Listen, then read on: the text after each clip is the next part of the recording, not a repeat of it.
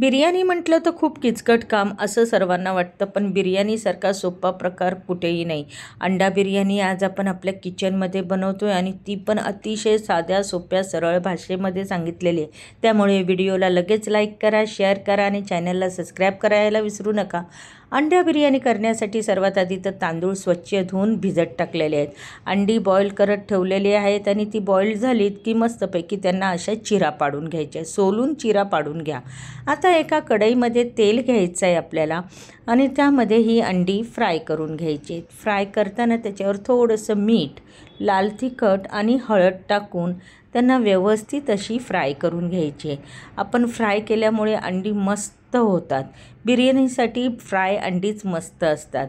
आता एका कढईमध्ये तेल घेतलेलं आहे आणि त्यामध्ये आपल्याला 4 कांदे मस्तपैकी परतून घ्यायचेत, म्हणजे तळून घ्यायचेत. आपण तळलेला कांदा कसा करतो त्या पद्धतीने आपल्याला हा कांदा व्यवस्थित असा तळून घ्यायचा आहे. हा कांदा थंड झाला की त्याला मिक्सरच्या साहाय्याने त्यामध्ये 300 ग्राम दही घालून वाटून घेतलेला आहे. आता आपण एका कढईमध्ये बिर्याणीसाठी तेल घेतलेलं आहे.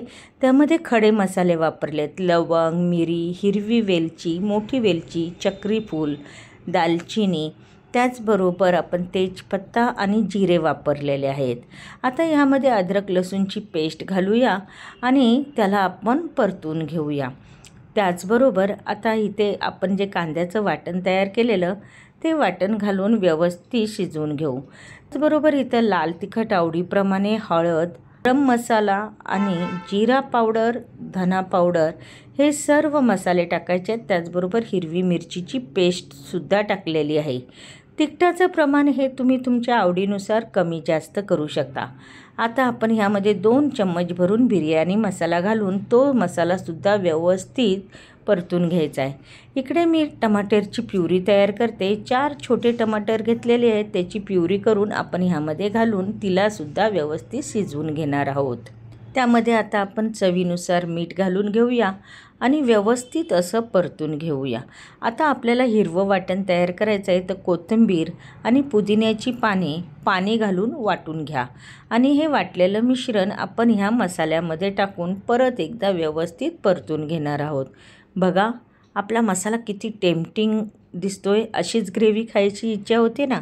मिक्सरचं भांडं धुवून थोडंसं पाणी मी ह्याच्यात घालून घेतलं आहे. आता वरून थोडीशी कोथिंबीर, पुदिन्याची पाने टाकून घेतलेली आहे आणि तळलेले जे आपण फ्राय केलेले जी अंडी आहेत ती अंडी आपण ह्याच्यामध्ये घालून घेतलेली आहे.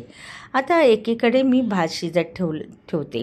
तर पाणी गरम केलेलं आहे, त्यामध्ये खडे मसाले टाकलेले आहेत. लवंग, दालचिनी, मिरी, तेजपत्ता, जिरे, चवीला मीठ आणि अर्ध लिंबू पिळून घेणार आहे. लिंबू पिळल्यामुळे भात कसा मस्त सफेद आणि सुटसुटीत होतो. आता भिजवलेले तांदूळ ह्यामध्ये घालून आपल्याला ह्याला 80% शिजवून घ्यायचं आहे. जास्त शिजवायचं नाही आहे, 80% शिजवून घ्यायचं आहे. 80% भात आपला शिजलेला आहे आणि इथे ग्रेव्हीसुद्धा मस्त तयार झाली आहे. आता हिच्यावरती आपण हा भात टाकून घेऊया. व्यवस्थित असा पसरून घ्यायचा आहे आपल्याला. व्यवस्थित पसरून झाला, बघू शकता बुडबुडे येतोय. आता आपण दमची तयारी करूया. तवा चांगला तापून घेतलेला आहे, त्याच्यावर ही कढई ठेवून घेतली आहे. तळलेला कांदा, पुदिन्याची पानं, कोथिंबीर टाकून कलर टाकून घेतलेला आहे. आवडीनुसार कलर टाका. आता त्याच्यावर झाकण ठेवायचं आहे. परात ठेवली आहे आणि वरती पाणी भरून टोप ठेवलेलं आहे. आता या बिर्याणीला आपल्याला स्लो गॅसवर 45 मिनटं ठेवायचे. 45 मिनटानंतर आपली बिर्याणी तयार झालेली आहे. आपली सुटसुटीत अशी अंडा बिर्याणी, मसालेदार अंडा बिर्याणी तयार झालेली आहे. लाईक करा, शेअर करा, चॅनलला सबस्क्राईब करायला विसरू नका.